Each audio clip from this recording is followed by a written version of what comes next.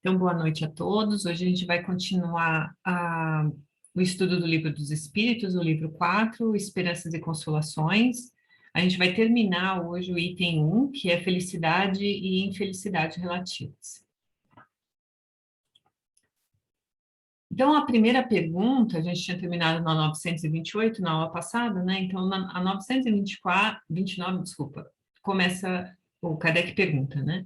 Há pessoas que, privadas de todos os recursos, mesmo quando reina a abundância em seu redor, não veem outra perspectiva de solução para o seu caso a não ser a morte. Que devem fazer? Deixar-se morrer de fome? Aí os espíritos respondem, né? O homem jamais deve ter a ideia de se deixar morrer de fome, pois sempre encontraria meios de se alimentar, se o orgulho não se interpusesse entre a necessidade e o trabalho. Frequentemente dizemos que não há profissões humilhantes e que não é o ofício e que não é o ofício de desonra, mas dizemos para os outros e não para nós.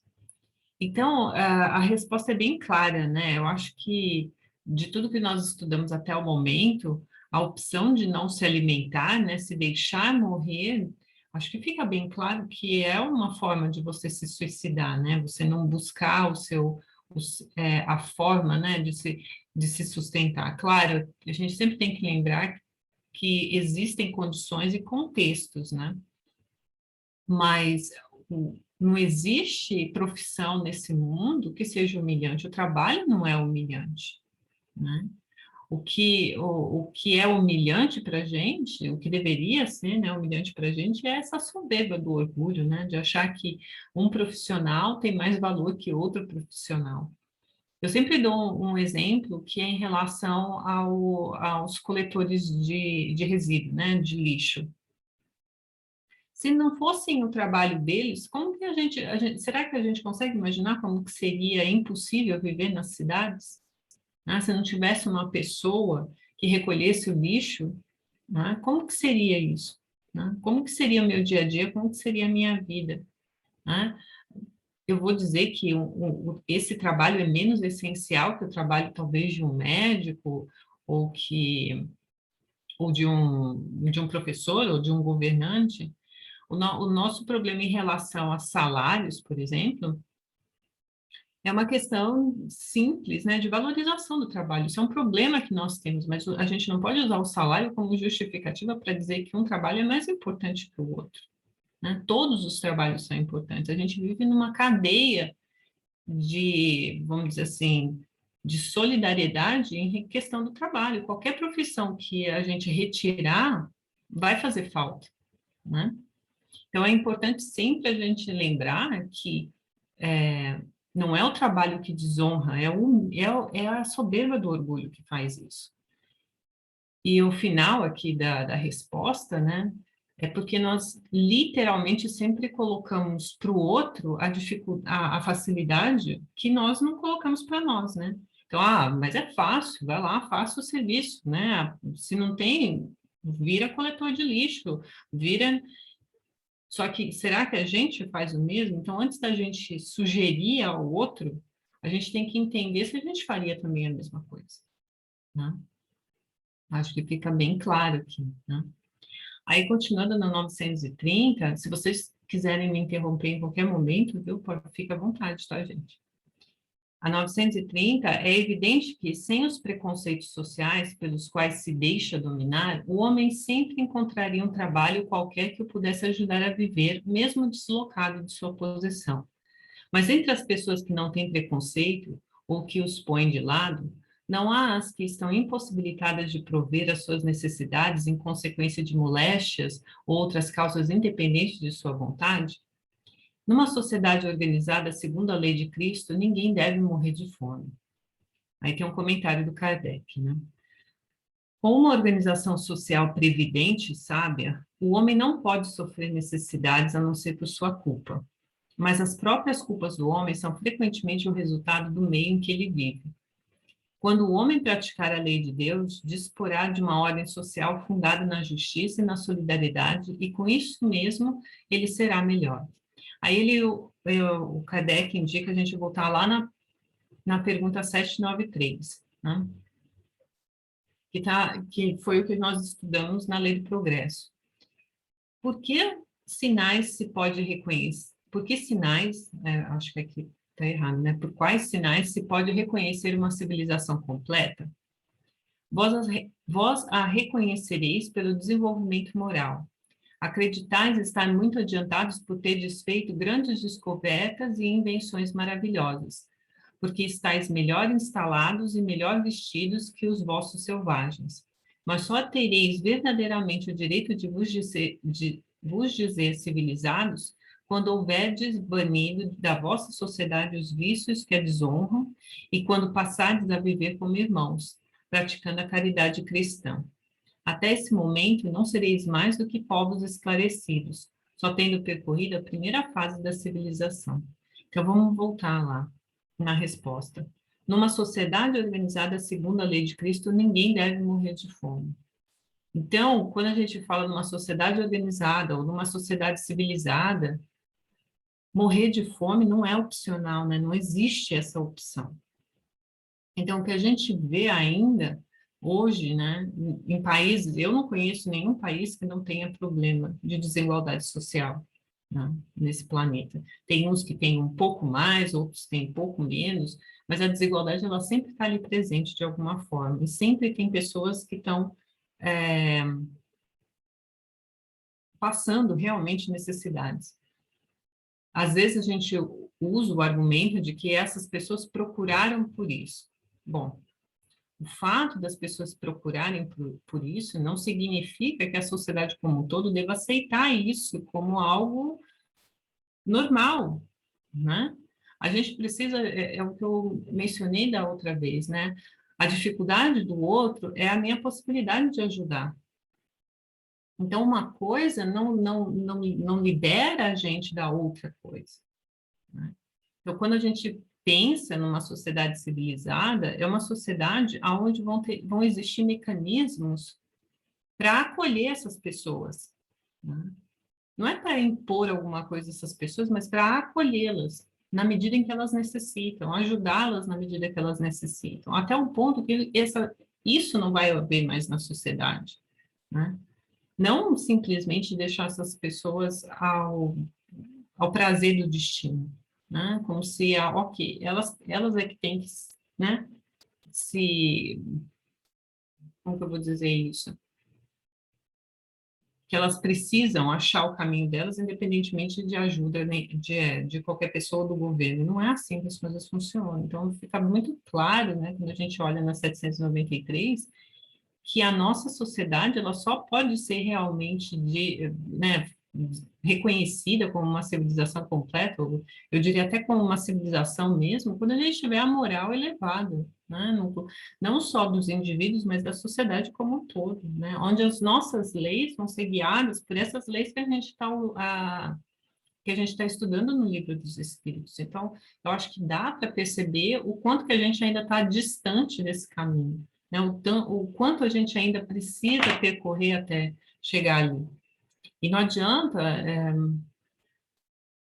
a gente insistir muito nesse ponto de mundo de regeneração. A gente sempre tem que lembrar que o mundo de regeneração depende de nós, não do planeta em si, não é um processo evolutivo do planeta, da matéria, né? É um processo evolutivo da sociedade. Se essa sociedade não fizer esse acordo, né, não evoluir moralmente junta, né, quando eu digo a sociedade, todos os países, né, o planeta como um todo, não tem mundo de regeneração, né? Aí, continuando, na 931, ele pergunta, né, por que as classes sociais sofredoras são mais numerosas do que as felizes? Nenhuma é perfeitamente feliz, pois aquilo que se considera felicidade muitas vezes oculta pungentes aflições. O sofrimento está por toda parte. Entretanto, para responder o teu pensamento, direis que as classes, aqui chamas sofredoras, são mais numerosas porque a terra é um lugar de expiação.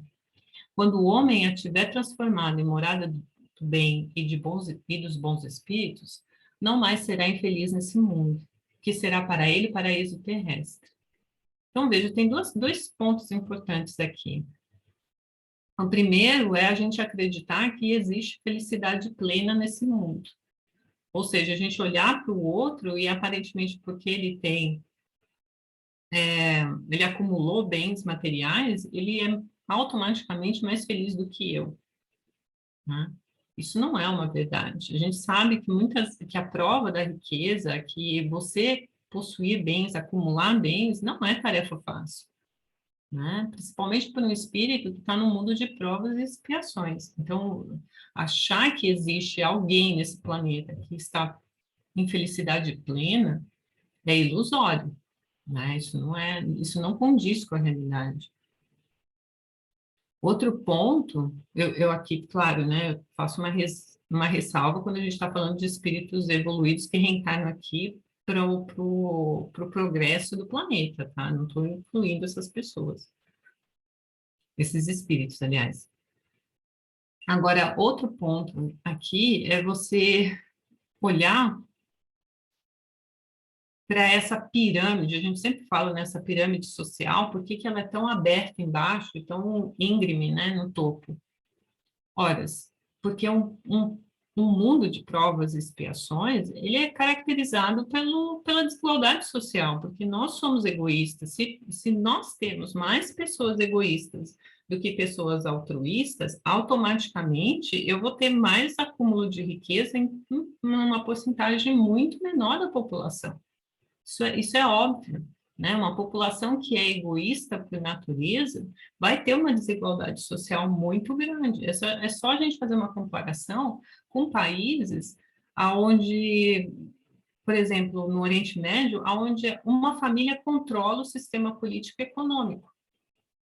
A riqueza está concentrada na mão dessas pessoas.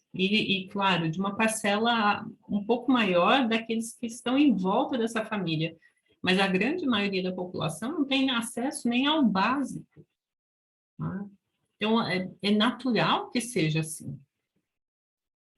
O oposto seria se nós fôssemos, de novo, né? Se a gente já tivesse chegado nesse mundo de regeneração, que a gente ainda não chegou, né? Então, não faz sentido a gente imaginar que as coisas estariam distribuídas igualmente, que a riqueza estaria distribuída igualmente. Lembrar sempre, né, que o egoísmo faz com que a gente acumule coisas. Porque o acúmulo de coisas, o acúmulo de riquezas nos traz, de certa forma, um conforto, uma segurança, mesmo que ela seja falsa, né? Aí ele continua.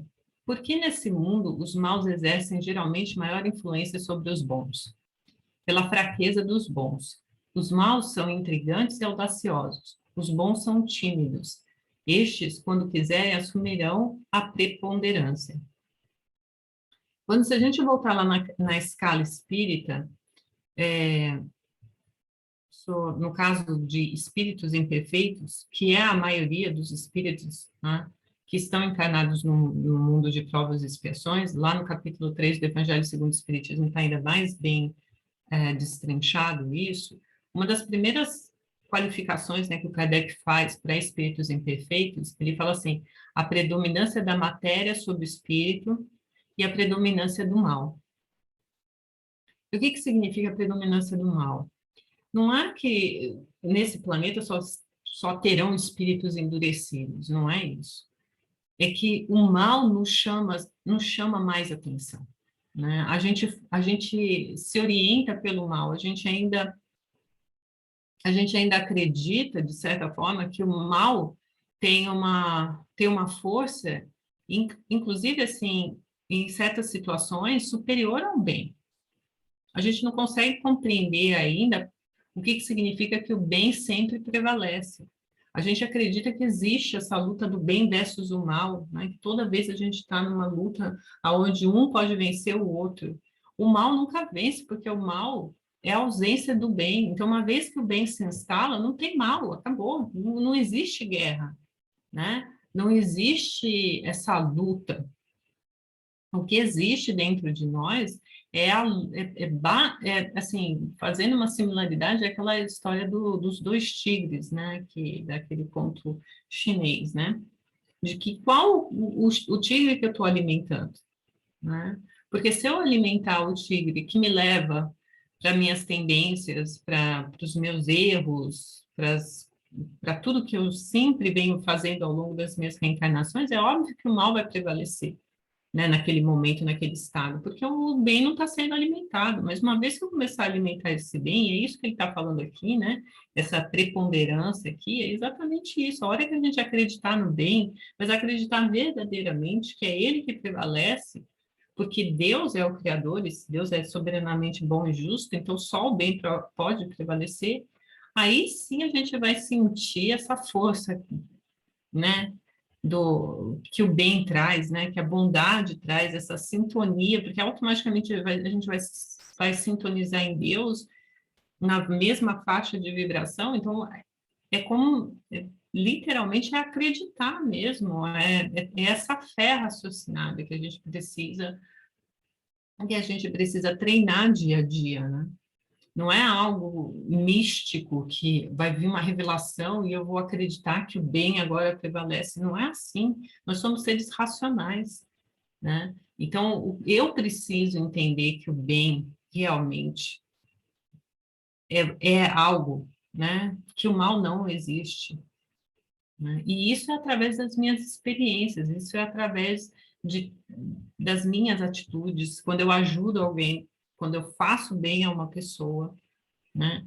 Quando eu vejo que existe uma retribuição, não necessariamente da mesma pessoa a quem eu ajudei, mas no momento que eu estou precisando de ajuda, a ajuda aparece, eu reconhecer que a ajuda aparece, eu não me revoltar para entender como que essa ajuda aparece.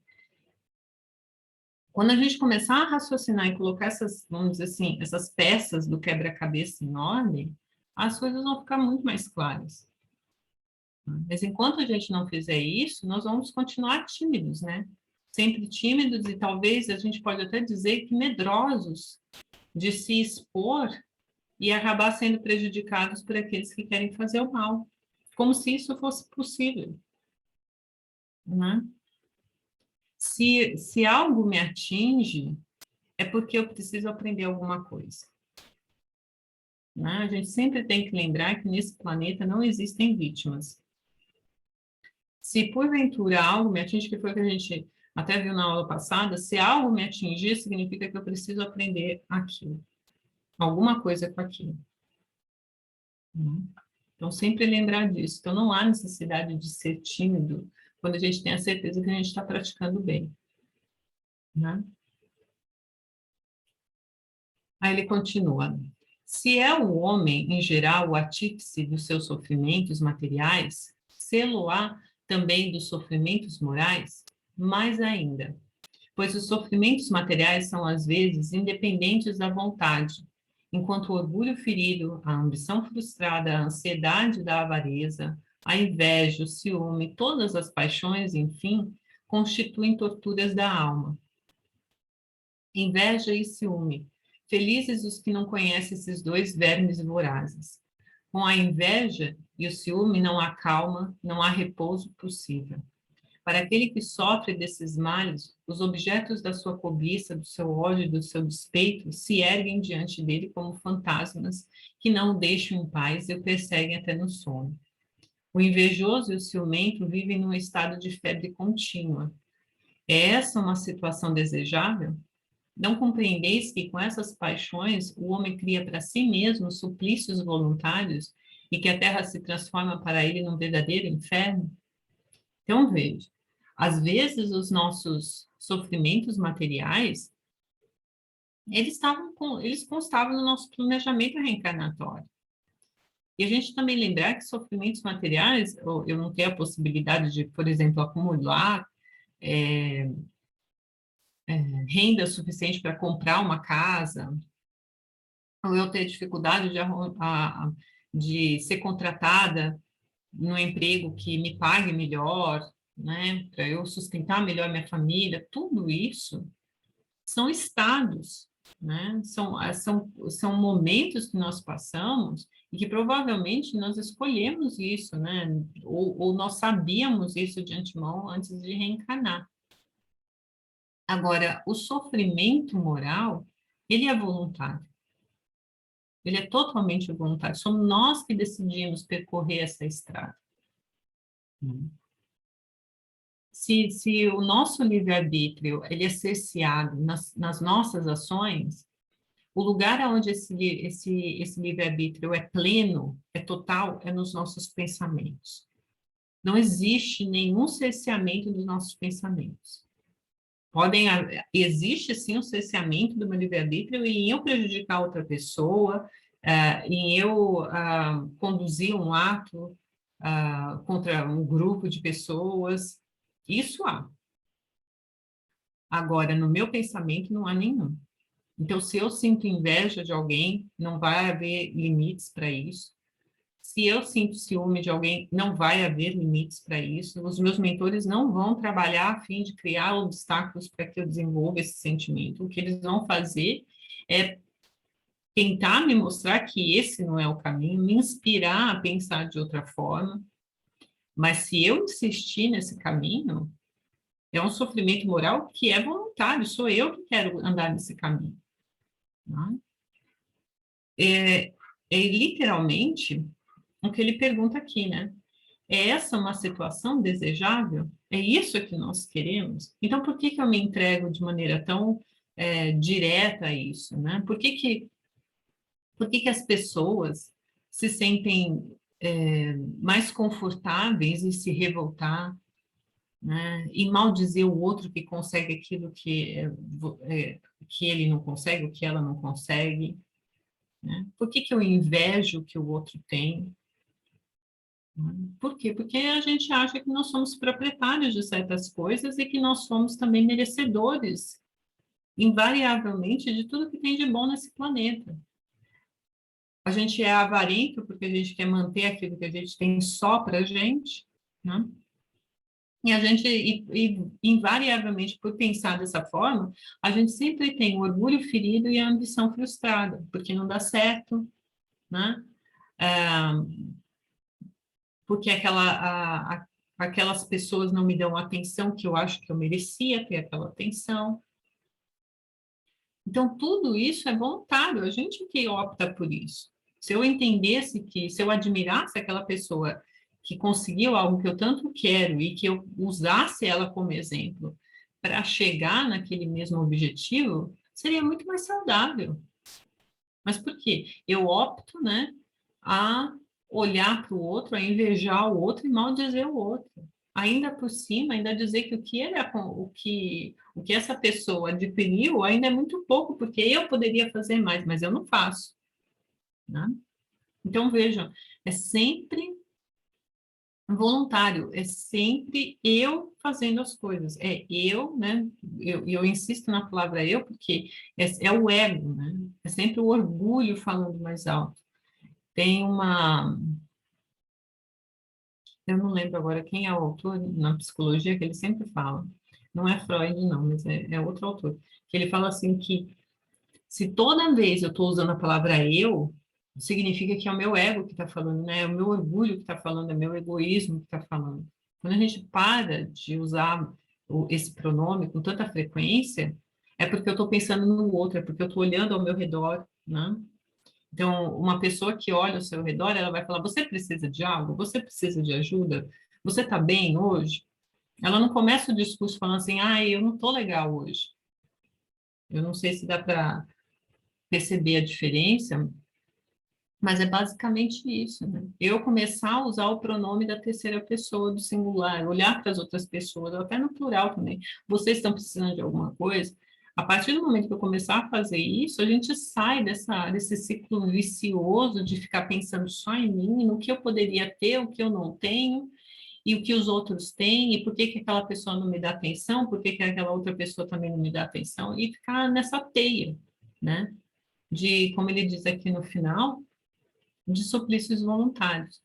E quando a gente multiplica, só para terminar essa parte da questão, quando a gente multiplica isso por todas as pessoas que estão nesse planeta, é por isso que a gente, às vezes, entende que a Terra é um verdadeiro inferno.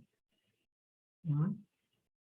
Aonde que está o umbral? O umbral não está na hora de eu desencarnar e ir para um determinado local. O umbral está dentro de mim. Sou eu que crio esse umbral, né? Porque o umbral, na definição mais completa, ele é um estado de espírito. Se o meu estado de espírito é isso aqui que está descrito nessa resposta, eu já estou no umbral. Então, a Terra já é um verdadeiro umbral. Então, basta a gente querer mudar. Para a gente mudar a Terra, basta a gente querer mudar nós mesmos, né? Aí o Kardec comenta, né? Muitas expressões figuram energeticamente os efeitos de algumas paixões. Disse, está inchado de orgulho, morrer de inveja, secar de ciúme ou de despeito, perder o apetite por ciúmes, etc. Esse quadro nos dá bem a verdade. Às vezes, o ciúme nem tem um objeto determinado. Há pessoas que se mostram naturalmente ciumentas de todos os que se elevam, de todos os que saem da vulgaridade, mesmo quando não tenham, no caso, nenhum interesse direto, mas unicamente por não poderem atingir o mesmo plano. Tudo aquilo que parece acima do horizonte comum as ofusca. Se formassem a maioria da sociedade, tudo desejariam rebaixar ao seu próprio nível. Temos, nestes casos, o ciúme aliado à mediocridade. O homem é infeliz, geralmente, pela importância que liga as coisas deste mundo. A vaidade, a ambição e a cupidez fracassadas o fazem infeliz. Se ele se elevar acima do circuito estreito da vida material, se elevar o seu pensamento ao infinito, que é o seu destino, as vicissitudes da humanidade lhe parecerão mesquinhas e pueris, como as mágoas da criança que se aflige pela perda de um brinquedo que representava a sua felicidade suprema. Aí ele continua. Aquele que só encontra a felicidade na satisfação do orgulho e dos apetites grosseiros é infeliz quando não os pode satisfazer, enquanto o que não se interessa pelo supérfluo se sente feliz com aquilo que para os outros constituiria infortúnio. Referimos-nos aos homens civilizados porque o selvagem, tendo as necessidades mais limitadas, não tem os mesmos motivos de cobiça e de angústias. Sua maneira de ver as coisas é muito diferente. No estado de civilização, o homem pondera a sua infelicidade, a analisa, e por isso é mais afetado por ela, mas pode também ponderar e analisar os seus meios de consolação. Esta consolação ele a encontra no sentido cristão, que lhe dá a esperança de um futuro melhor, e no espiritismo, que lhe dá a certeza do futuro. Antes de entrar na nota do Herculano Pires, eu queria só ressaltar uma coisa.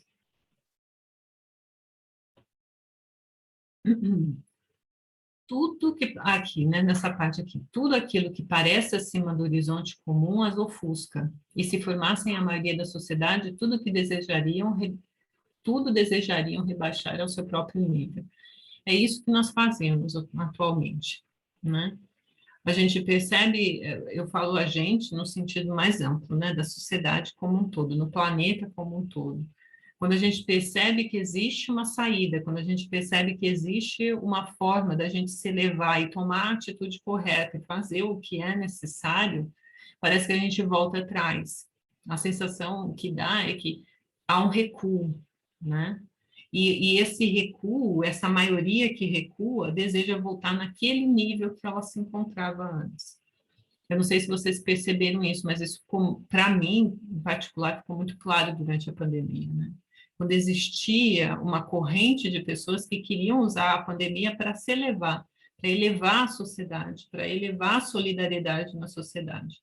Mas houve um movimento de recuo muito forte, né, daquelas outras pessoas que não queriam fazer isso.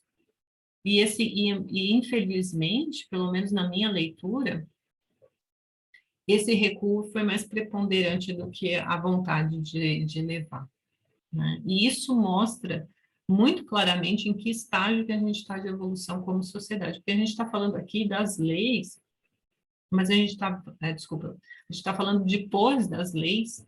Então, a gente está olhando a sociedade com o que são as penas e os gozos que estão dentro dessa sociedade que nós vivemos hoje. Por isso que eu estou fazendo esse comentário. É claro que o bem que foi feito, como eu disse anteriormente, ele prevalece, ele está ali.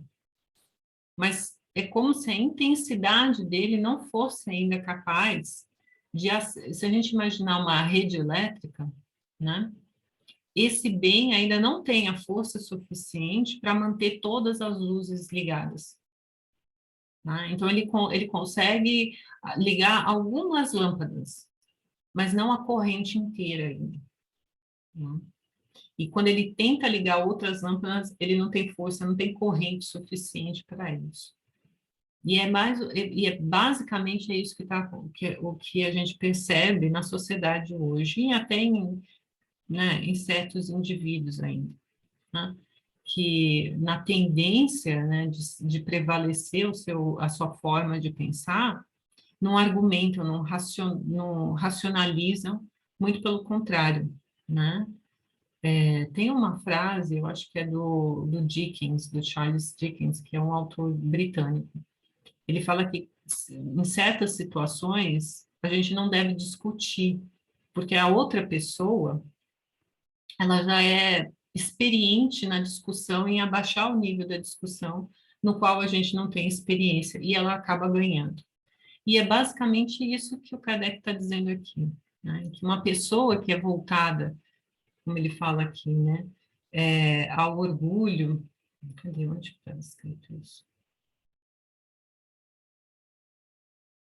É, que mostram naturalmente ciumentas de todos os que se elevam, né, de todos que saem da vulgaridade, a intenção dela é sempre ganhar a discussão na base da, da palavra, da falta de argumentos, né, da palavra mais grossa, da palavra mais vulgar. Por quê? Porque, de novo, se a gente voltar na pergunta anterior, ainda existe a bondade tímida, né? E às vezes a gente tenta entrar na discussão que tem, não tem escapatória, não tem argumento relevante dentro daquela discussão. O melhor é, muitas vezes, calar e achar um momento mais adequado para conversar, para racionalizar, né? Aí, de novo, era aqui que eu tinha visto. Aquele que só encontra felicidade na satisfação do orgulho e dos apetites grosseiros é infeliz quando não os pode satisfazer. Então, a partir do momento que ele vê outras pessoas sendo felizes e ele não pode satisfazer isso, a tendência é o que eu disse anteriormente, né? É de haver uma tentativa de prejudicar aquele que assim consegue. É claro, daí de novo a gente sempre tem que lembrar, né, que o livre-arbítrio também é cerceado. Mas se porventura um mal me acomete, é porque dali eu tenho que espiar alguma coisa, eu tenho que resgatar alguma coisa, eu preciso aprender alguma coisa com aquela situação. Ah, aí o Herculano Pires, ele vai pegar exatamente essa questão do espiritismo, né, que dá essa certeza do futuro, ele vai fazer uma nota, né, para consultar a Gênese, onde Kardec analisa os motivos do aparecimento do espiritismo em meados do século XIX, quando o mundo atingiu um estado de adiantada civilização. O final, né, que foi mais ou menos lá 1800 e pouquinho, 1860, né, que foi do Livro dos Espíritos, final do século XIX foi um dos momentos de maior revolução, né, que a gente teve. Bom, a gente está tendo um momento também de revolução industrial, que eles dizem, né, que é a 4.0, mas a primeira grande revolução industrial foi nessa época, né? Então, por isso que ele fala de um estado de adiantada civilização, porque as pessoas saíram dos meios rurais, né, e foram morar nas cidades também, né? A educação também estava chegando no seu ápice, né? No seu ápice daquele momento, né, gente? O conhecimento da realidade espírita da vida só é possível em sua plenitude em mundos civilizados, da mesma maneira que no estado de civilização esse conhecimento é um imperativo do próprio progresso e um meio de desculpa. Então, só lembrando que existe uma argumentação que o Kardec faz na Gênesis, eu vou passar aqui para vocês, aonde ele diz que o espiritismo só chegou no momento em que ele chegou porque a humanidade naquela época tinha o conhecimento suficiente para entendê-lo, né? Então, ele, lá no capítulo 1, que chama o Caráter da Revelação Espírita, no item 16, ele começa dissertando dessa forma, né? Assim como a ciência propriamente dita tem por objeto o estudo das leis do princípio material, o objeto especial do Espiritismo é o conhecimento das leis do princípio espiritual. Ora, como este último princípio é uma das forças da natureza, a reagir incessantemente sobre o princípio material e reciprocamente, segue-se que o conhecimento de um não pode estar completo sem o conhecimento do outro. O Espiritismo e a ciência se completam reciprocamente. A ciência sem o Espiritismo se acha na impossibilidade de explicar certos fenômenos só pelas leis da matéria. Ao Espiritismo sem a ciência faltariam apoio e controle. O estudo das leis da matéria tinha que preceder o da espiritualidade, porque a matéria é o que primeiro fere os sentidos. Se o Espiritismo tivesse vindo antes das descobertas científicas, teria abortado, como tudo quanto surge antes do tempo. Se a gente voltar um pouquinho, a questão da espiritualidade, ela não, a gente não pode dizer que é algo que o Espiritismo trouxe, né? Outras religiões, se a gente pegar o budismo, que é muito mais antigo que o Espiritismo, ele já fala em processos reencarnatórios, já fala da espiritualidade, não no nível de detalhes e de explicações que o Espiritismo traz, mas já falava.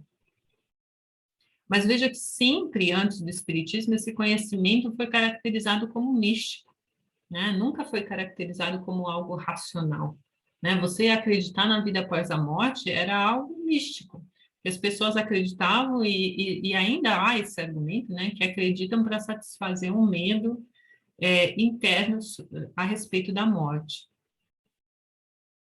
Se o Kardec não tivesse o conhecimento científico ou de metodologia científica, ele jamais teria escrito o Livro dos Espíritos. Ele jamais teria conseguido compreender o Espiritismo da forma como ele compreendeu, né? E estudar, principalmente estudar os efeitos mediúnicos, né? Da forma como ele estudou. Então, é meio, como que eu posso dizer?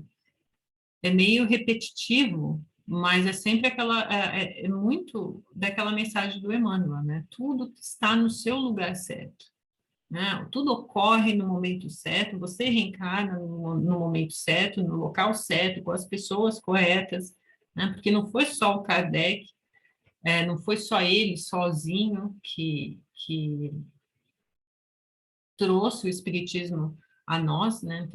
Para quem assistiu o livro, desculpa, para quem assistiu o filme do Kardec, tinha o editor dele que publicava os livros dele, que teve que ter confiança nele para publicar aqueles livros, né? Precisou aqueles outros dois, eu acho que eles eram pesquisadores também, mostrar o que estava acontecendo com as mesas girantes para ele.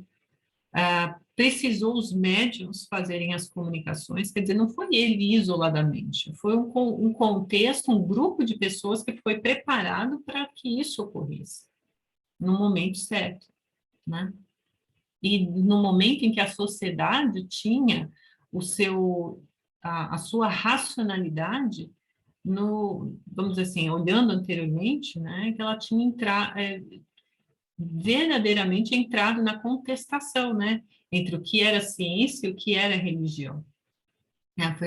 Foi no final do século XIX, foi quando a ciência começa a se desprender do que era religião, porque até então a ciência ela era feita dentro dos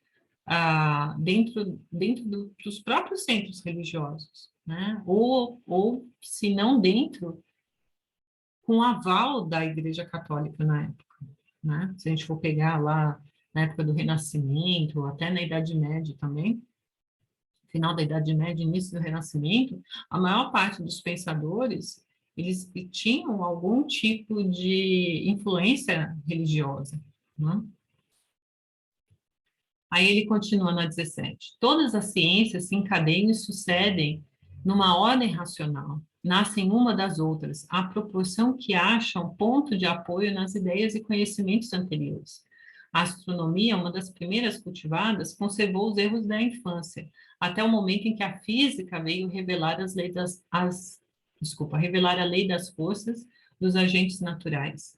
A química, nada podendo sem a física, teve que acompanhá-la de perto, para depois marcharem ambas de acordo, amparando-se uma à outra. A anatomia, a fisiologia, a zoologia, a botânica, a mineralogia só se tornaram ciências sérias com o auxílio das luzes que lhes trouxeram a física e a química.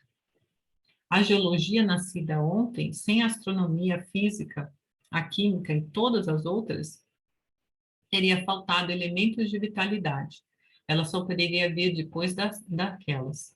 Então, a mesma coisa a gente pode valer para o espiritismo, para a ciência espírita. A gente só pode entender o espiritismo na sua plenitude, né, dentro de tudo que a gente, para quem também está fazendo o curso do Livro dos Médiuns, a gente só pode entender uma vez também que a gente passou pelos outros conhecimentos, né? Se a gente não tiver, existe uma certa dificuldade em compreender o espiritismo sem a utilização dessas outras ciências. Como que o Kardec ia conseguir, a gente fala, né, codificar, né, no sentido de traduzir o espiritismo para uma linguagem mais simples, se ele não tivesse todos esses conhecimentos? E muitas vezes, quando a gente estuda alguns livros do André Luiz, há uma necessidade de você voltar em alguns conceitos básicos, por exemplo, de biologia, que ele tem um livro dele que é Evolução em Dois Mundos. Muitas vezes ele traz conceitos que você tem que lembrar o que você aprendeu lá na escola sobre biologia. Por quê? Porque é uma leitura densa, né? É uma leitura mais cheia de informações, né? Isso que eu quero dizer. Então, de novo, a gente precisava estar num estágio civilizatório, num estágio de conhecimento, para que o espiritismo pudesse se fortalecer como ciência. Porque se não tivesse todas essas ciências, como ele diz aqui, anteriormente bem definidas, como que a ciência do espiritismo ia se estabelecer? Novamente, a gente ia cair no mesmo padrão que houve no passado, né? Por exemplo, no caso do budismo e até do hinduísmo, ia cair no misticismo, provavelmente, né? Aí, para terminar, na 18 ele vai dizer: a ciência moderna abandonou os 4 elementos primitivos dos antigos, e de observação em observação chegou à concepção de um só elemento gerador de todas as transformações da matéria. Mas a matéria por si só é inerte, carecendo de vida, de pensamento, de sentimento. Precisa estar unida ao princípio espiritual. Então, só para esclarecer, quando ele fala que a ciência moderna abandonou os 4 elementos eram ar, terra, fogo e vento, né? E se dizia que esses elementos que eram responsáveis pelas mudanças no planeta, nas estruturas, etc.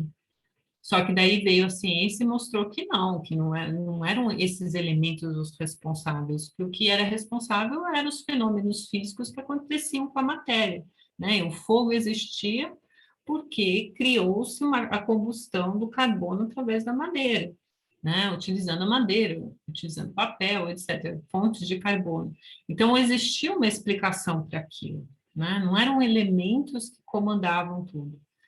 E daí o que ele fala aqui é que do que adiantava a gente entender todas essas transformações da matéria, porque a matéria por si só ela é inerte, ela carece de vida, de pensamento. Então aí vem o espiritismo, né? E daí ele continua: o espiritismo não descobriu nem inventou este princípio, mas foi o primeiro a demonstrar-lhe por provas inconcussas, desculpa, a existência. Estudou, analisou e tornou-lhe evidente a ação. Ao elemento material juntou ele o elemento espiritual.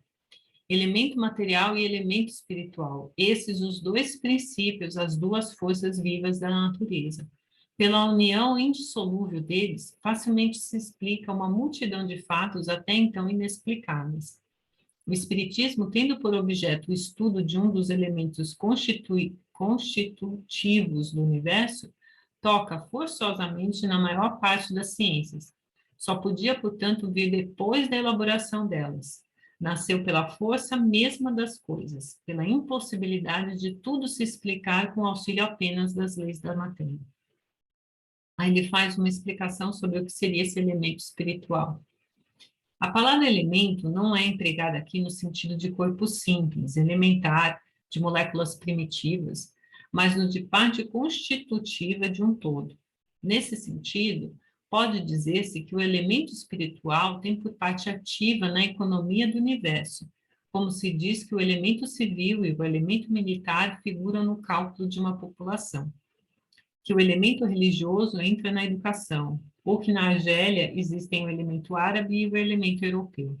Então, é uma qualificação, né? Então, a gente pode simplesmente dizer que, num ponto, nós estamos falando da matéria, né? E no outro ponto, nós estamos falando do espírito, né? São duas coisas distintas, mas que se completam, mas que acabam se unindo e gerando, né? Obrigatoriamente a vida nesse planeta. Né? Então, toda a vida que se constitui nesse planeta, ela tem um elemento material e ela obrigatoriamente tem um elemento espiritual. Né? Então, é basicamente isso que o Espiritismo trouxe, né? Ao que já se conhecia na época diante das leis materiais. E daí é isso, gente, por hoje. Deixa eu só parar aqui. Aí, quem quiser fazer algum comentário, alguma dúvida que ficou.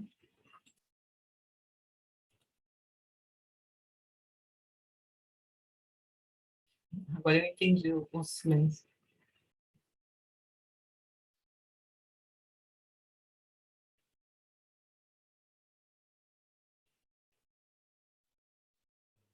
Ninguém ficou com nenhuma dúvida, não quer fazer nenhum comentário?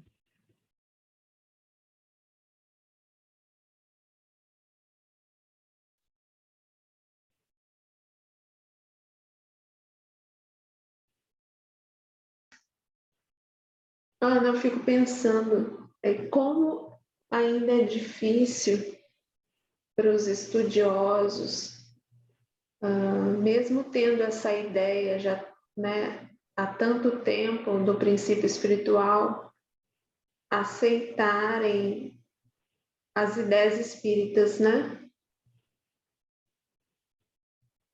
Eu acho... Pode falar, né? Desculpa. Não, pode comentar. Não, eu acho que é que assim, para mim, na verdade, assim, deixa eu ver como que eu vou falar isso. Eu acho que a ciência que a gente conhece, né, a ciência que desenvolve vacinas, que desenvolve medicamentos, que cria políticas públicas, etc., essa ciência, ela tem por definição simplesmente entender fenômenos físicos, entender a matéria, entender as relações dessa matéria, que ainda tem muita coisa para ser descoberta, né? A gente sabe muito pouco sobre o nosso planeta e sobre os fenômenos físicos que ocorrem nesse planeta. Então, a resposta dela nunca vai ser em relação ao espiritismo.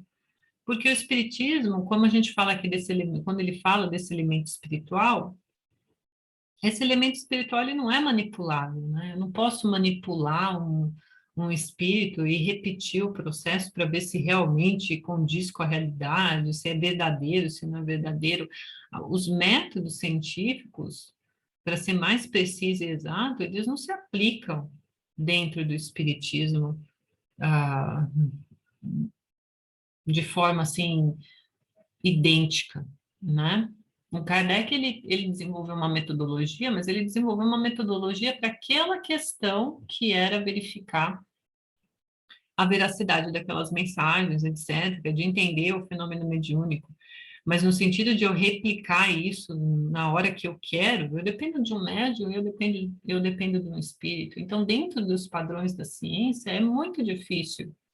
É muito difícil, não, eu diria que é impossível você aplicar os mesmos métodos no espiritismo, porque o elemento não é o mesmo. Lá eles estão tentando entender, na ciência convencional, vamos dizer assim, está tentando entender os elementos da matéria, né? A ciência espírita, ela tenta compreender as dimensões do elemento espiritual, preservando a individualidade do espírito, que esse é o mais importante. Então, são objetivos diferentes, são metas diferentes.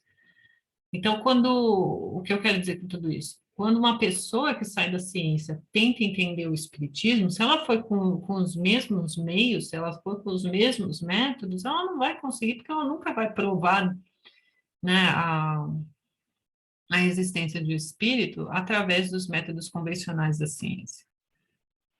E a mesma coisa vai acontecer se uma pessoa que estuda espiritismo querer utilizar o espiritismo dentro dos métodos convencionais da ciência. Não vai conseguir. São linguagens diferentes.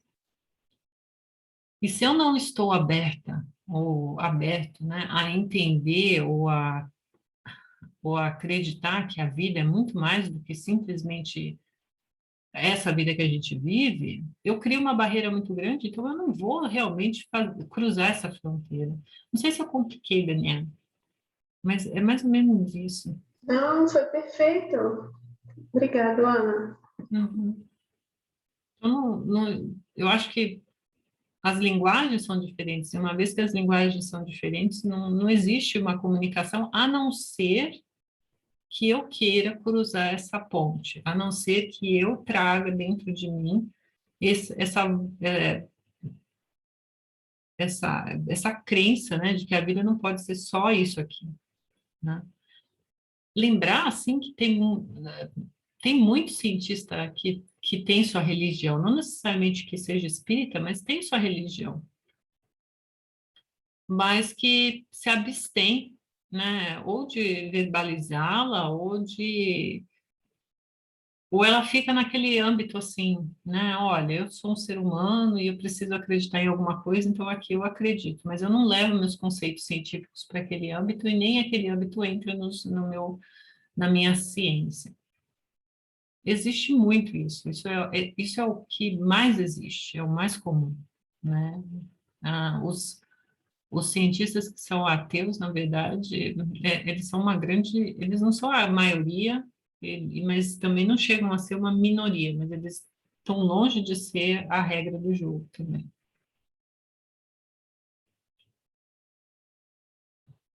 Mais algum comentário? Eu gostaria de fazer um comentário, pode? Pode. Se Deve. você deixa, você aceita. Na verdade, assim, é só para complementar mesmo, assim, eu acho que a ciência mesmo, por si só, pelo que eu compreendi, pelo que eu entendo, ela busca tudo que fere os cinco sentidos, nada mais, certo? Uhum. Nada mais. Só o fenômeno. Então assim, existe na Trindade, né, universal, né, ciência, espírito e matéria, né, Deus, espírito e matéria, e no estudo da doutrina no sentido de ciência, filosofia e religião, na parte que concerne a ciência, em que a gente aparentemente olha e fala assim, poxa, os cientistas conseguiriam acompanhar a parte que concerne a doutrina espírita, pelo menos a parte da ciência, porque quando você lê, a gente, por exemplo, que já está imbuído dos outros dois pilares, da fé e da religião,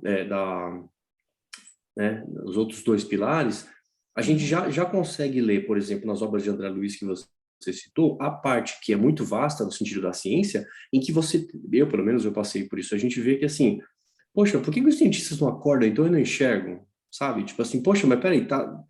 Então ele está explicando de uma forma... Eu não sou cientista e eu não sou especialista nas questões que são colocadas nos livros, mas teoricamente a ciência poderia andar de mãos dadas com isso. A ciência da Terra que se preocupa mais uma vez, que se preocupa com os cinco sentidos, mas ela poderia usufruir única e exclusivamente, assim, de forma muito muito pacífica, muito benéfica dos estudos científicos advindos dos espíritos, né? Entendeu? Mas não, é sempre em paralelo, né? É tudo assim, de novo, é sempre essa discussão, meu. É sempre assim, ó, a ciência, ela se preocupa em construir carros mais velozes, pontes mais flexíveis, é, seringas menos invasivas, tecnologia que ajuda, assim, até, assim, aqui no mundo, né? Mas, de certa forma, então ela sempre se abstém. E, de novo, é benéfica, ela é muito boa, né? Mas é quase sempre assim, ó, deixa ela aqui, cuidando das coisas aqui, os cientistas cuidam do que é aqui, e quando concerne ao que é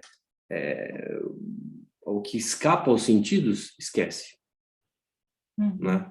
É, é interessante isso, porque, na verdade, realmente, se for pensar bem, você falar de cientista ou né, um estudioso da ciência religioso, aparentemente pode ser assim, tipo, o cara assim, ele quando ele está trabalhando na ciência, trabalhando ele está no trabalho dele, ele consegue, não, tudo bem, eu vou tratar do que eu sou especialista aqui. E quando eu estou na casa espírita, eu trabalho na parte que não tem nada a ver com a ciência, que é a moral, que é a fé, que é a humildade, que é todos os outros dois pilares, né? O que você acha disso, não é? Então, eu acho assim, tem duas coisas aí. Quando a gente fala da ciência, do espiritismo, a gente sempre tem que lembrar que ciência é o desenvolvimento, sim, assim, a definição de ciência é essa, né? Desenvolvimento do conhecimento através de métodos. Ponto. Isso é ciência. Agora, como eu faço ciência, qual a metodologia, qual o método que eu utilizo, ele depende do que a gente chama de paradigma.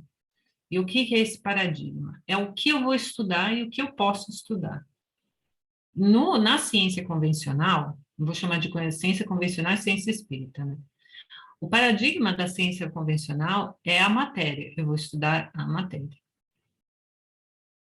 Aí, o que a ciência espírita, qual é o paradigma dela? É o elemento espiritual. Ela vai estudar o elemento espiritual. Bom, são dois elementos distintos. Se são dois elementos distintos, eles vão ter métodos distintos e vão ter linguagem distinta.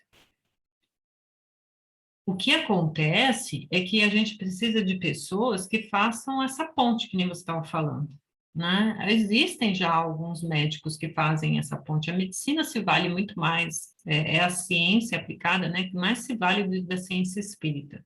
Por quê? Porque ela está intimamente ligada com o bem-estar da pessoa, do indivíduo, né? Não que as outras ciências não podiam se valer também da ciência espírita, claro, eu concordo plenamente, poderiam se valer. Mas hoje, quem mais, né, as pessoas que mais fazem pesquisa e tentam criar essa ponte, ou tentam achar uma linguagem comum entre esses dois lados, é a medicina. Pelo menos o que eu vejo. Eu tenho alguns na física, algumas pessoas na física, na química, mas é muito incipiente, assim, são trabalhos muito pequenos. Agora, quando você olha para a medicina, já tem, pode muito bem, muitas vezes não ser um avanço reconhecido através de artigo publicado ou até de reconhecimento acadêmico, mas já existe pessoas se beneficiando desse conhecimento, né? Por exemplo, na área de terapia, de terapêutica, tem pessoas que se valem do tratamento que existe no centro espírita e no tratamento medicinal, inclusive até alopático, né, tradicional, questão também de é, terapia mesmo, né? Se valendo da psiquiatria, da psicologia, se valendo dos passes no centro espírita. Quer dizer, tem várias pessoas que estão se beneficiando dessas combinações. Né? Não é à toa que a AME, não só a AME de São Paulo, mas a AME do Brasil, né? Tem outras, eu ia falar filiais, não sei se é assim que fala, outras ramificações também, tem muito interesse das pessoas, eles têm reuniões, têm congressos, inclusive eles já publicaram alguns artigos, então existe esse movimento. Mas, de novo, são duas linguagens diferentes, né? São dois objetivos diferentes, são dois elementos distintos que se estudam. Agora, vai depender da boa vontade daquele cientista que está na área material em trazer esse conhecimento, né, da ciência espírita. Porque, como a gente viu hoje, quantas coisas a gente não poderia se beneficiar na sociedade em termos de regulações, de legislação, de política pública, para diminuir verdadeiramente essa desigualdade que está tão gritante ultimamente, né? Quanto que a gente não podia se valer de tudo isso que está escrito aqui no Livro dos Espíritos, né? Dessas leis morais que a gente, só desse livro terceiro de leis morais que foi o estudo anterior a esse livro 4, quanto que não se poderia se utilizar, quanto não seria possível utilizar dentro dessa ciência, principalmente dessa ciência humana, né? Dessa ciência política que carece tanto, né, desses aspectos. Não sei se eu respondo sua pergunta, Rafael, mas é mais ou menos isso que eu entendo. Não, é que você disse muito bem, assim, acho que tem um ponto de confluência, assim. Eu peguei a ciência em geral aqui da Terra, mas tem um momento em que realmente tem um ponto específico da medicina, realmente na medicina, né?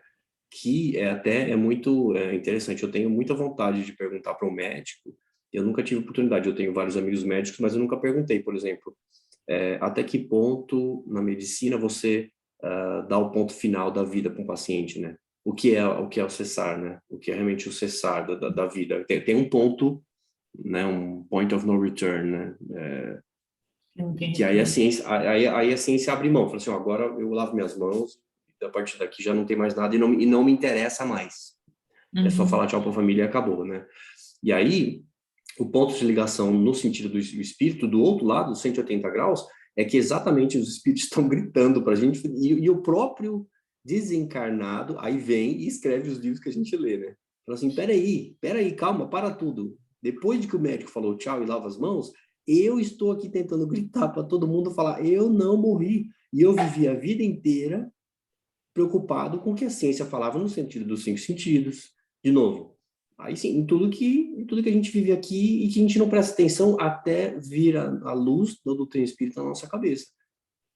uhum, Até então que cada pessoa tem um tempo na vida em que recebe a doutrina espírita, né? Que nós estamos falando aqui de todo mundo acredita que seja espírita, cada um recebeu no momento da vida a luz, né? Você pensa assim, poxa, me foi dado um livro dos espíritos com 5 anos de idade, outro com 50, não importa, mas antes disso, o que interessa para a gente é o que o médico falava. Fala assim, bom, morreu, acabou, sinto muito. Ou que cada igreja difundia como sendo o final. Aí vai, céu e inferno, né? uhum. Vai esperar Jesus, vai cada um que escreve uma história, né? É interessante, né? Mas eu acho assim, não é coincidência que tenha sido na medicina, sabe? Porque, infelizmente, é na dor do indivíduo, é na dor individual que a necessidade, às vezes, é mais urgente, né? Então, foi através da medicina, talvez, foi o grande, vamos dizer assim, o, ci- eu vou chamar de segundo ciclo, tá? Nós vamos dizer que o segundo ciclo científico do espiritismo se deu na medicina agora, porque as dores individuais estão muito grandes, né? E os remédios convencionais não surtiam o efeito necessário. Então, vem o questionamento, né? Será que não existe uma outra forma além... Vou só usar a psiquiatria como exemplo e não estou dizendo que medicamento não seja necessário, gente. Medicamento sempre vai ser necessário, na medida que você realmente necessita, né? Mas quantas pessoas que voluntariamente se doparam por anos para não sentir dor, né? E uma vez que eu já vi casos, né? A minha irmã já atendeu casos que uma vez que a pessoa sai desse, como que eu posso dizer, desse campo do ego, né? De só eu me sinto, minha dor, e a pessoa começa a fazer, por exemplo, trabalho voluntário, a pessoa começa a frequentar o centro espírita. Eu não estou aqui advogando isso para o espiritismo, tá? Existem também pessoas que vão no centro religioso delas que saem do eu, né? Começam a falar mais o você, melhoram. E a dosagem do medicamento diminui e elas chegam a ponto de não usar mais o medicamento, né?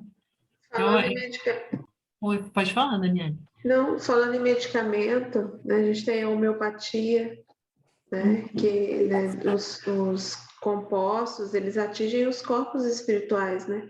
Eu faço uso da homeopatia, tem mais de 4 anos, eu não tomo mais nenhum outro tipo de medicamento. E é fantástico, né? Trata o ser integral, né? Não só as causas físicas, é muito interessante. Não, e tem vários outros, né, também.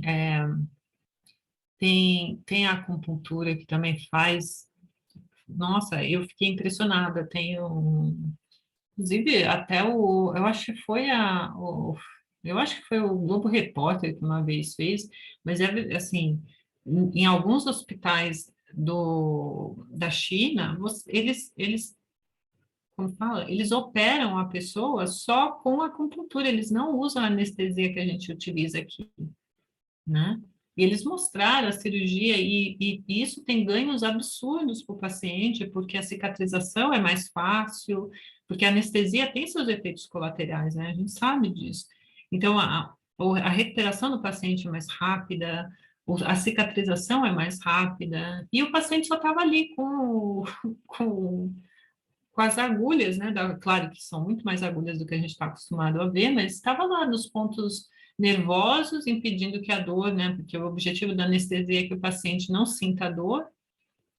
E estava lá e a pessoa, inclusive, estava acordada durante a cirurgia. E isso não é algo absurdo na China.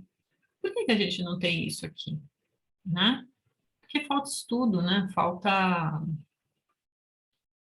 talvez, né, boa vontade também de colocar isso em prática. Mas a acupuntura também nossa, assim, todas as vezes que eu fiz acupuntura eu fiquei impressionada, né? Realmente é algo assim que eu não consigo explicar, né? Só quem estudou que sabe explicar com detalhes por que que é tão eficiente. Mas tem também, agora eu não vou saber falar o nome, aquela que vem da Índia, ai, não sei falar o nome, gente. Feng Shui?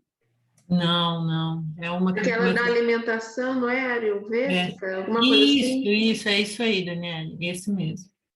Essa também é ótima para quem tem dores crônicas, processos inflamatórios crônicos, é muito boa também. Principalmente porque ela passa por essa questão que a Daniela falou, né, da dieta alimentar. Ela usa os alimentos, né, como forma de cura. Fora os óleos medicinais, a massagem, tudo. É, assim, tem várias formas alternativas de você melhorar a sua saúde, né, não só a alopatia, né? Lembrar que todo medicamento tem efeito colateral, né? Então, o ideal é a gente, né, o ideal é a gente tirar da alopatia tudo aquilo que não tem efeito colateral, por exemplo, vacina, né? Então, é combinar tudo, né? A gente pode combinar as coisas. Mas acho que também a gente está, talvez eu esteja pedindo que as coisas sejam muito rápidas, né? Tudo no seu devido momento, né? Mas as coisas estão caminhando, eu vejo as coisas caminhando. Uhum. Mas alguém quer fazer algum comentário?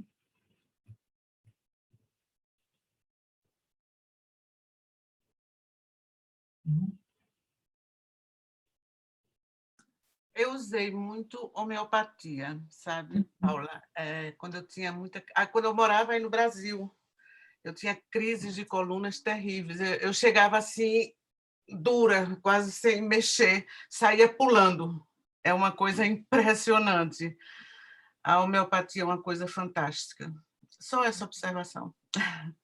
Eu também, é incrível, assim, às vezes era na mesma hora que eu tomava o medicamento, você sentiu o efeito, né? E como que pode ser uma coisa que não tem efeito? É absurdo, né? Você querer afirmar um negócio desse. Mas, enfim, O difícil é acreditar, né? É engraçado, né?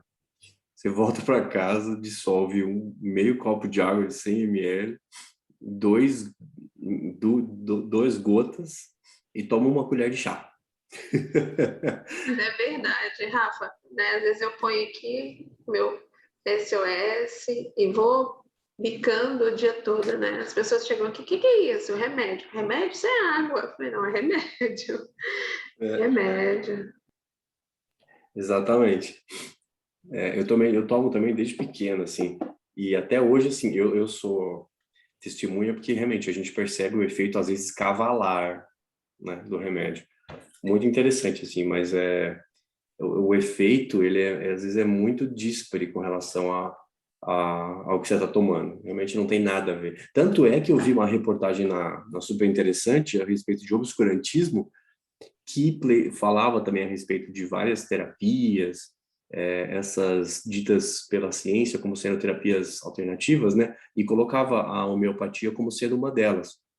E que, na verdade, para o protocolo acadêmico da ciência, começar a viabilizar a homeopatia como sendo uma ciência categórica, assim mesmo, essas bolinhas, vamos dizer assim, quando em glóbulo, né, você tem que alinhar, por exemplo, essas bolinhas numa reta, assim, que vai de uma distância da Terra até a Lua, agregar todas elas, e aí sim, se você chupar tudo isso aí a ciência começa a criar. Ah, sim, tipo assim, agora tem uma porcentagem que a ciência agrega realmente como sendo possível.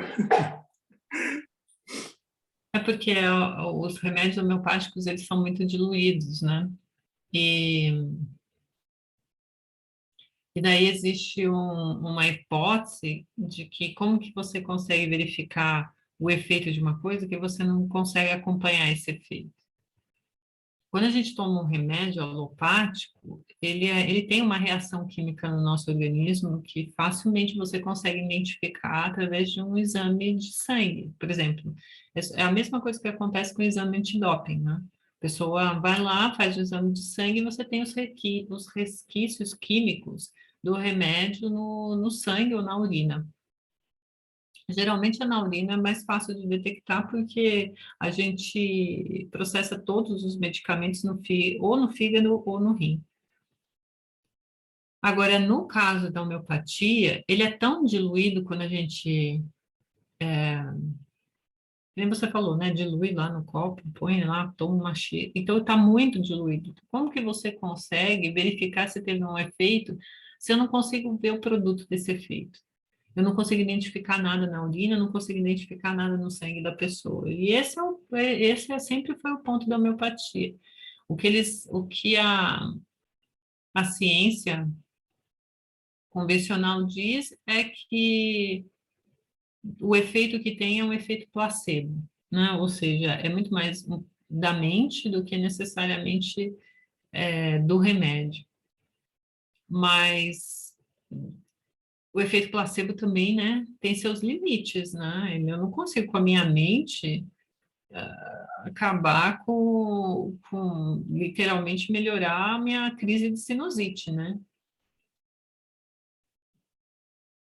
Se eu pudesse melhorar minha crise de sinusite com a minha mente, então eu sou uma pessoa muito ineficiente para tomar medicamento, então eu devia melhorar a minha mente, né, antes de tomar medicamento. Né? Então, aí é por isso que o argumento não sobrevive, né? Não vai à frente, porque como que tantos casos de tantas pessoas que melhoraram a sua saúde tomando homeopatia, inclusive até pessoas que, que diminuíram diabetes, né?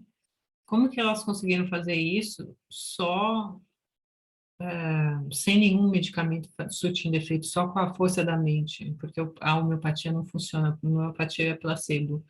Não existe esse argumento, né? Ele não vai para frente, né? Mas tem muita gente que é contra a homeopatia, sim. Tem muitos que são veementemente contra porque eles acham que é uma enganação, que as pessoas estão sendo enganadas. Bom, eu até agora não fui, então eu continuo usando. Né? Eu fui, mas eu acho que isso tem muito a ver com o imediatismo, né? As pessoas não têm paciência para esperar ou para, né, querem o resultado logo. E a homeopatia não é assim, né? Ela tem um tempo de ação, ainda mais se o seu organismo estiver todo intoxicado com outros tipos de medicamento, né? Então, Não, e tem outro ponto também, né? A gente não se utiliza a homeopatia, por exemplo, para doenças como câncer, né? Você não usa a homeopatia porque ela não vai funcionar mesmo, porque ela tem mais um caráter, que nem você estava falando, não, tem mais um caráter preventivo do que imediato, né? Também, ou a longo prazo mais, né? Do que imediatista. Só que a gente sempre tem que fazer uma comparação, né? Que nem você tinha mencionado, eu acho interessante isso. A gente sempre tem que fazer uma comparação que quando eu tomo um remédio alopático, né? Seja um simples paracetamol, existe um efeito colateral, né? O alívio é em questão de horas, porque existe um efeito colateral, né? Tem um balanço aí. Esse efeito colateral, ele é administrável dentro de uma dosagem que você tome. Mas uma pessoa que, por exemplo, tomar mais do que 4 tabletes de paracetamol em menos de 24 horas, ela pode criar uma crise tamanha no fígado dela que ela pode morrer, né? Em questão de horas. Foi até um caso de uma moça nos Estados Unidos, que ela tomou não sei quantos tabletes de paracetamol, que é o Tilenol, né? E uma das marcas, né, de paracetamol, e acabou falecendo por conta disso, né? Então, de novo, tudo que a gente quer que seja a curto prazo tem um comprometimento. Então, o que que é melhor, né? Eu trabalhar a longo prazo, né? Eu melhorar a minha coluna fazendo exercícios físicos, né? Inclusive fazendo homeopatia, acupuntura, que vai me trazer um benefício talvez em 1, 2 meses, ou eu tomar um paracetamol, ou inclusive tomar um anti-inflamatório bem mais forte, que vai me dar um alívio em menos de 12 horas. A gente tem que começar a pensar, né? A gente raciocina, né? A gente tem cérebro para isso, né? Tem que começar a ponderar as coisas, né? Claro que no momento de dor iminente, você vai utilizar o medicamento, mas não deve ser a sua rotina, né? É isso que eu estou querendo dizer também. Não sei se eu compliquei mais do que ajudei.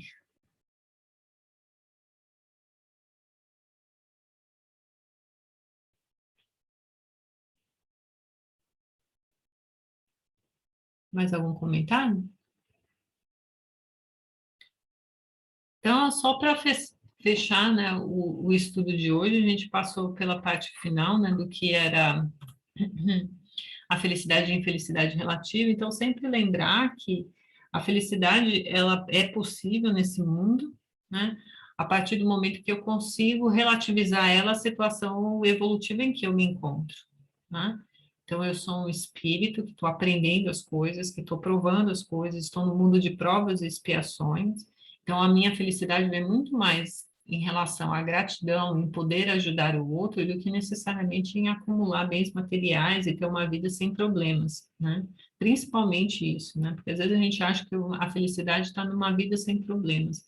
A nossa vida vai ter problemas, porque ou uma hora nós estamos provando, ou uma hora nós vamos estar espiando ou resgatando.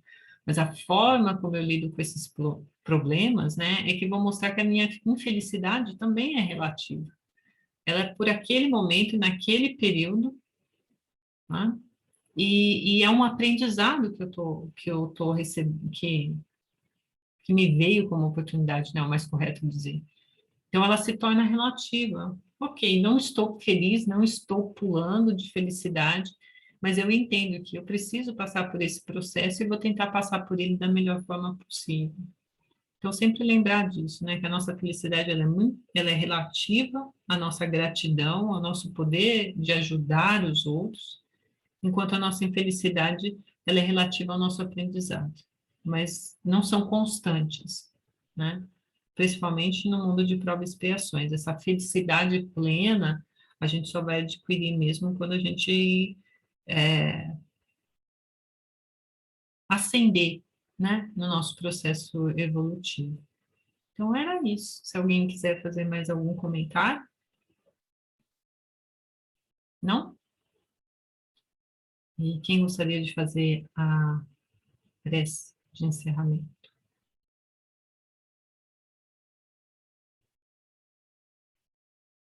É só agradecer, gente. Não tem nenhum... Não é nada difícil, não. Posso fazer, Ana? Pode? Obrigada, Daniela. Então vamos fechar os nossos olhos, elevar os nossos pensamentos e agradecer a Jesus, aos espíritos amigos, a Deus, nosso Pai amado e misericordioso, pela oportunidade, Senhor, de estarmos reunidos uma vez mais, buscando os esclarecimentos que nos iluminarão os pensamentos, Senhor, nos guiando na caminhada terrena. Que a cada passo, Mestre querido, possamos deixar para trás aquilo que não nos cabe mais e agregarmos em nossos corações aquilo que recebemos de Ti, para crescermos e um dia sermos merecedores de estarmos junto a Ti. Que as Suas bênçãos infinitas alcancem todos os corações aqui presentes e os seus lares aqui representados.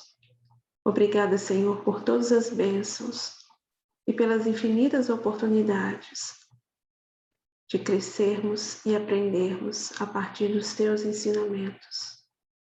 E uma vez mais, Mestre, te agradeço e peço, fica conosco, hoje e sempre, graças a Deus.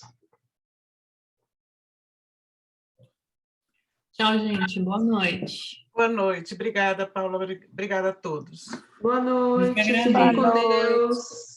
Boa Tchau, noite. Obrigada, gente. Boa Boa noite. noite, tchau. Tchau, tchau. Um beijo a todos, fiquem com Deus. Vocês também. E agora?